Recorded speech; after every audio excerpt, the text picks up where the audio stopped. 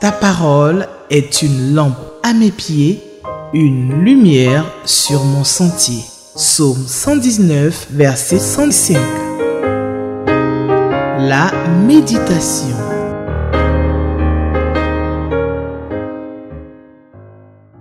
Chers téléspectateurs d'Espérance TV, c'est avec beaucoup de plaisir que je vous souhaite la bienvenue à l'émission La Méditation. Shalom à vous.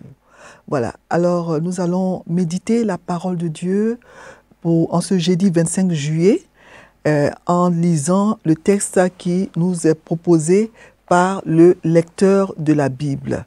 Ce texte, c'est Lévitique 24, versets 1 à 23. C'est le texte que nous propose le lecteur de la Bible pour le jeudi 25 juillet 2024 et nous allons prier avant de le lire. Seigneur, tu dis dans Matthieu 7, 24 que celui qui écoute ta parole et qui l'applique est comme une personne qui a bâti sa maison sur le roc. Nous voulons, Seigneur, que nos maisons, nos vies soient bâties sur du solide, sur du roc. C'est pour cela que nous voulons écouter les paroles que tu vas nous dire en ce jour. Et nous voulons, Seigneur, que tu nous aides à les mettre en pratique après les avoir écoutées. Seigneur, dispose nos cœurs, éveille nos oreilles pour que nous puissions écouter comme écoutent les disciples et parle-nous maintenant au nom de Jésus. Amen. Alors, comme je le disais tout à l'heure, donc le texte proposé par le lecteur pour le 25 juillet, le jeudi 25 juillet, est Lévitique 24, versets 1 à 23. C'est le texte que nous propose le lecteur pour le 25 juillet et je vais donc le lire dans la version Louis II. Lévitique 24, 1 à 23. L'Éternel parla à Moïse et dit: ordonne aux enfants d'Israël de t'apporter pour le chandelier de l'huile pure d'olive concassée afin d'entretenir les lampes continuellement. C'est en dehors du voile qui est devant le témoignage, dans la tente d'assignation, qu'Aaron la préparera pour que les lampes brûlent continuellement du soir au matin en présence de l'Éternel. C'est une loi perpétuelle pour vos descendants. Il arrangera les lampes sur le chandelier d'or pur pour qu'elles brûlent continuellement devant l'Éternel. Verset 5. Tu prendras de la fleur de farine et tu en feras 12 gâteaux. Chaque gâteau sera de 2 dixièmes. Tu les placeras en 2 piles, 6 par pile, sur la table d'or pur devant l'Éternel. Verset 7. Tu mettras de l'encens pur sur chaque pile et il sera sur le pain comme souvenir, comme une offrande consumée par le feu devant l'Éternel. Chaque jour de sabbat, on rangera ces pains devant l'Éternel continuellement. C'est une alliance perpétuelle qu'observeront les enfants d'Israël. Verset 9. Ils appartiendront à Aaron et à ses fils et ils les mangeront dans un lieu saint, car ce sera pour eux une chose très sainte. Une part des offrandes consumées par le feu devant l'Éternel, c'est une loi perpétuelle. Verset 10. Le fils d'une femme israélite et d'un homme égyptien étant venu au milieu des enfants d'Israël se querella dans le camp avec un homme israélite. Le fils de la femme israélite blasphéma et maudit le nom de Dieu. On l'amena à Moïse. Sa mère s'appelait Shélomite, fille de Dibri de la tribu de Dan. On le mit en prison jusqu'à ce que Moïse ait déclaré ce que l'Éternel ordonnerait. L'Éternel parla à Moïse et dit: fais sortir du camp le blasphémateur. Tous ceux qui l'ont entendu poseront leurs mains sur sa tête et toute l'assemblée le lapidera. Tu parleras aux enfants d'Israël et tu diras: quiconque maudira son Dieu portera la peine de son péché. Verset 16. Celui qui blasphémera le nom de l'Éternel sera puni de mort. Toute l'assemblée le lapidera. Qu'il soit étranger ou indigène, il mourra pour avoir blasphémé le nom de Dieu. Verset 17. Celui qui frappera un homme mortellement sera puni de mort. Celui qui frappera un animal mortellement le remplacera vie pour vie. Si quelqu'un blesse son prochain, il lui sera fait comme il a fait. Fracture pour fracture. œil pour œil, dent pour dent. Il lui sera fait la même blessure qu'il a faite à son prochain. Celui qui tuera un animal le remplacera, mais celui qui tuera un homme sera puni de mort. Vous aurez la même loi pour l'étranger comme pour l'indigène, car je suis l'Éternel, votre Dieu. Verset 23, Moïse parla aux enfants d'Israël, il fit sortir du camp le blasphémateur et ils le lapidèrent. Les enfants d'Israël se conformèrent à l'ordre que l'Éternel avait donné à Moïse. Parole du Seigneur. Voilà. Lévitique 24, versets 1 à 23, c'est le texte que je viens de lire dans la version Louis II. Alors, le nom lévitique venait de Lévi. Lévi qui signifie, qui accompagne, attachement. Donc, Lévi, c'était un des 12 fils de Jacob, qui est l'ancêtre de la tribu sacerdotale. Donc, la tribu de Lévi, c'était donc la tribu sacerdotale. Donc, dans ce livre, donc, Dieu s'adresse à ceux qui ont reçu la charge d'être des sacrificateurs pour Dieu auprès du peuple. Le thème de ce livre est la sainteté. Ce livre, qui est le 3e du Pentateuque et aussi le 3e de toute la Bible, est entièrement consacré au culte rendu à Dieu par son peuple, d'où l'emploi fréquent de termes qui sont en relation avec la sainteté, les sacrifices. Le livre du Lévitique parle des devoirs sacerdotaux en Israël. Les mots sacrificateur, sacrifice, sang, offrande reviennent très souvent dans ce livre qui met l'accent sur la sainteté de Dieu et ce que le peuple devait faire pour devenir saint et vivre dans la sanctification.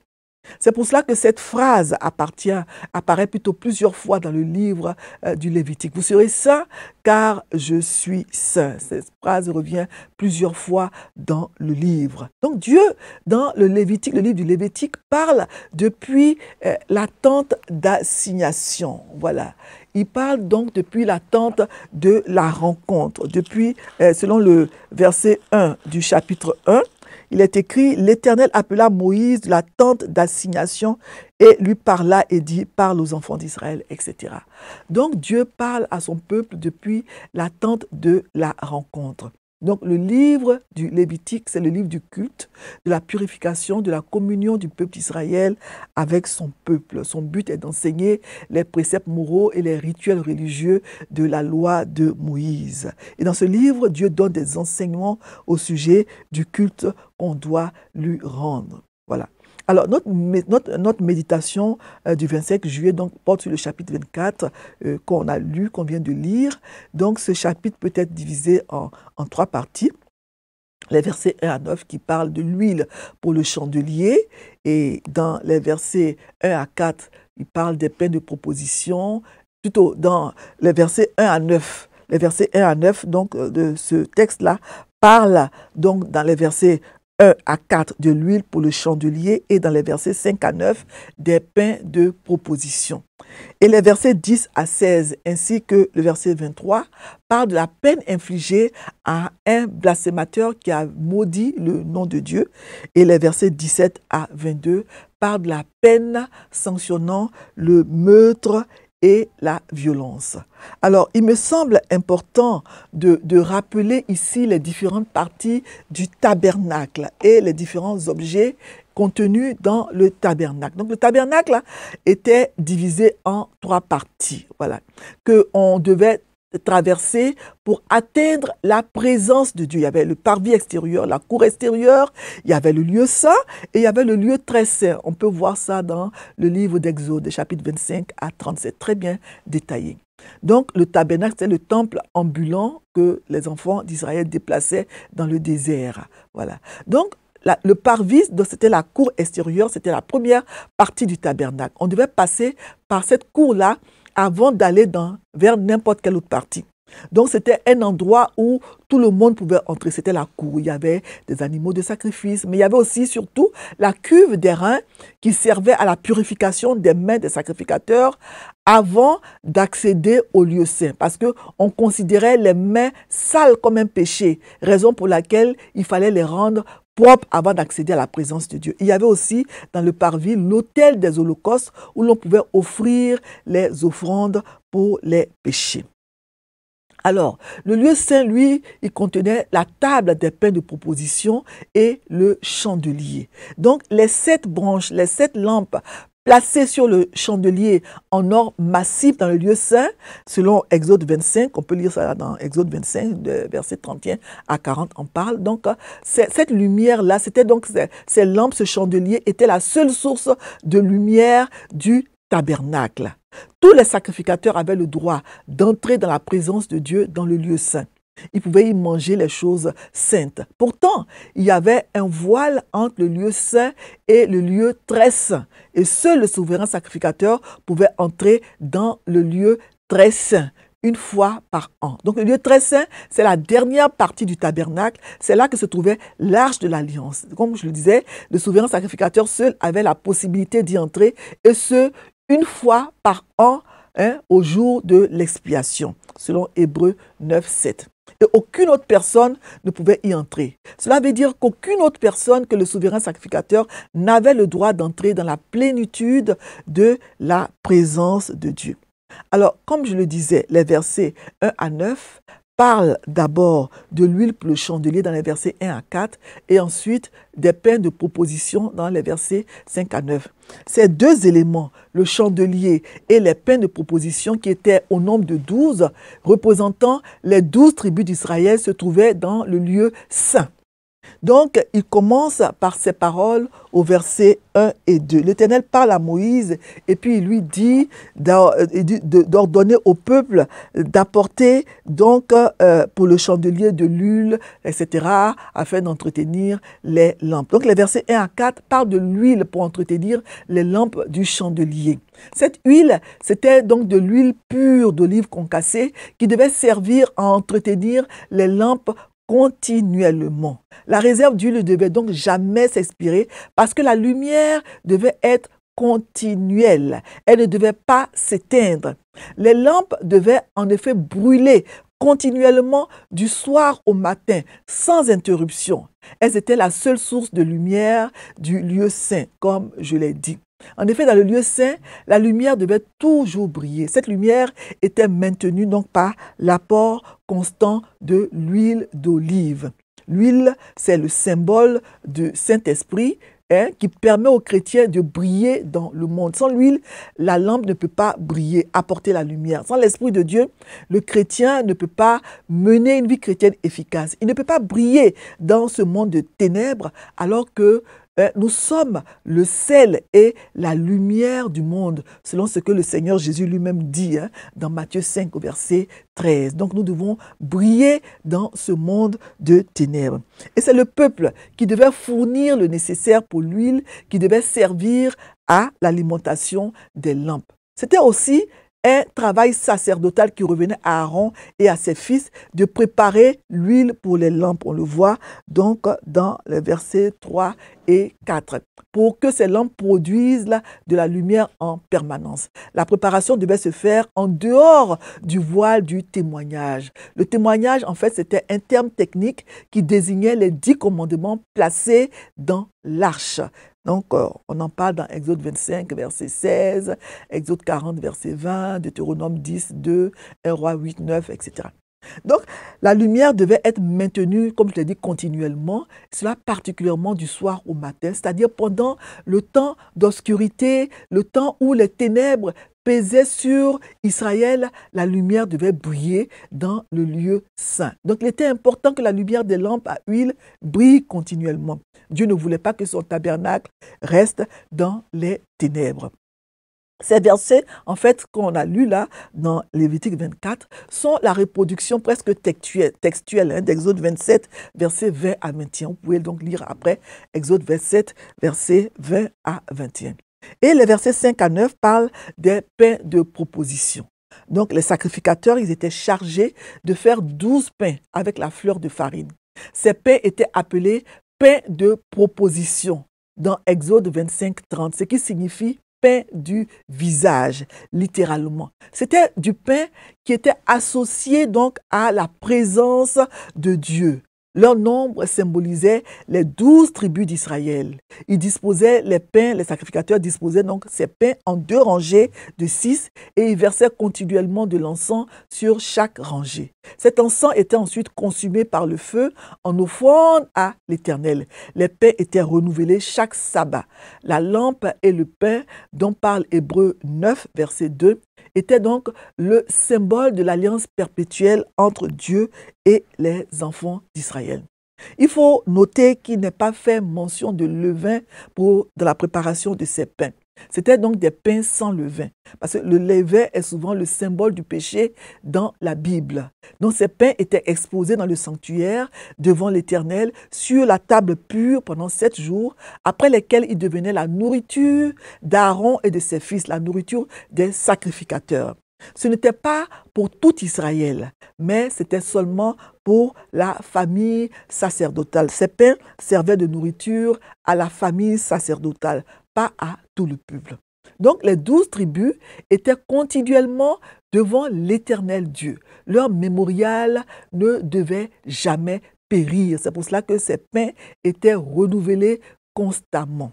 Et le verset 7 parle de l'encens. L'encens qu'on devait mettre sur les pains, c'était de l'encens pur. C'était un encens pur dont la composition est indiquée dans Exode 30, verset 34. Le livre d'Exode explique bien tous ces éléments du tabernacle. Donc, les pains, selon le verset 8, devaient être rangés chaque jour de sabbat en signe de reconnaissance pour les bienfaits reçus de Dieu durant la semaine écoulée et en signe de consécration du travail de la nouvelle semaine.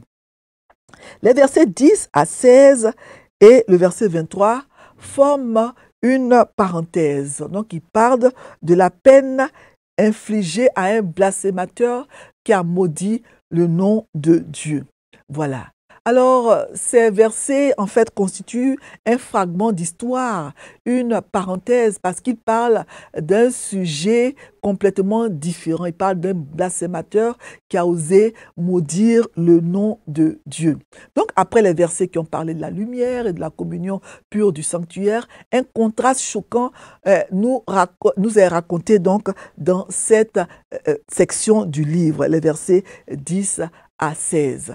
Un combat a lieu entre 2 hommes et l'un d'eux, dont la mère est israélite et le père égyptien, blasphème le nom de Dieu et même le maudit. On voit ça au verset 10 à 11. Voilà. Il semble qu'il était courant pour les Égyptiens de maudire leurs nombreux dieux. La racine du péché de cet homme donc, était qu'il considérait le Dieu d'Israël comme étant le même que les petits dieux égyptiens.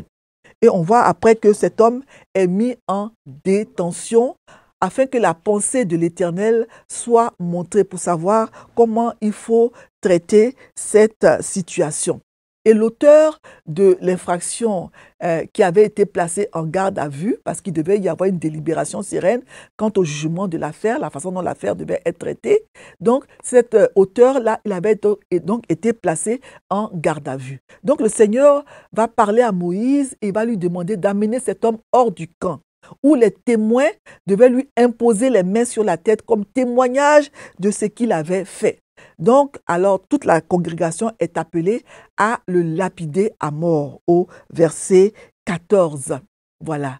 Et c'est vraiment un travail, c'était vraiment un travail solennel et humiliant. Mais la loi était absolue. Et étant sous la loi, il fallait appliquer cette loi-là. Il n'y avait pas d'alternative. Et le verset 23 nous dit que la sentence de mort a été exécutée dans le cas de l'homme qui avait blasphémé le nom de Dieu. Le peuple, donc, l'a lapidé à mort. Donc, ce péché était en fait le résultat de l'alliance avec un Égyptien. Son père était égyptien, ce monsieur. Le blasphémateur est le fils d'une femme israélite qui avait épousé ou bien qui s'était accouplé avec un Égyptien, selon le verset 10, alors que Dieu avait interdit cela. Voilà où tout a commencé.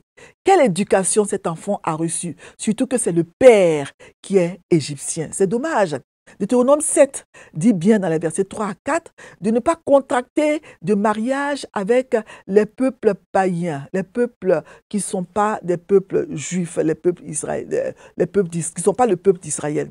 Il dit, tu ne contracteras pas de mariage avec ces peuples, tu ne donneras pas tes filles à leurs fils et tes fils à leurs filles, etc. et tout ça là. Parce que sinon, ils détourneraient de moi tes fils et ils se mettraient à servir d'autres dieux. On a l'exemple du roi Salomon dans 1 roi 11, versets 1 à 2. On nous dit que Salomon, il a eu beaucoup de femmes et à la fin de sa vie, ces femmes ont détourné son cœur de Dieu. Donc, le jugement de retranchement du peuple et de mort sans miséricorde, il avait été exécuté contre celui qui avait maudit le nom de l'Éternel. Voilà. Et il faut savoir que d'après Exode 12, 38, quand le peuple d'Israël quittait l'Égypte, un certain nombre d'étrangers s'étaient joints aux Israélites, on appelle le Ramassi. Ces personnes-là s'étaient jointes au peuple et le livre de Nombres, dans le livre de Nombres au chapitre 11, verset 14, on nous dit que ces personnes-là qui n'étaient pas des Israélites et qui s'étaient joints au peuple quand ils quittaient l'Égypte, on nous montre donc que ces personnes-là exerçaient une mauvaise influence sur le peuple.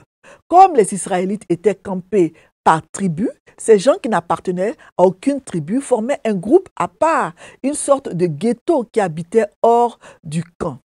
Alors, bien qu'aujourd'hui, sous la grâce, de telles condamnations ne soient pas exécutées, nous ne devons pas penser que le mal est moins grave qu'à cette époque. Nous ne devons pas penser que le péché est moins grave qu'à cette époque.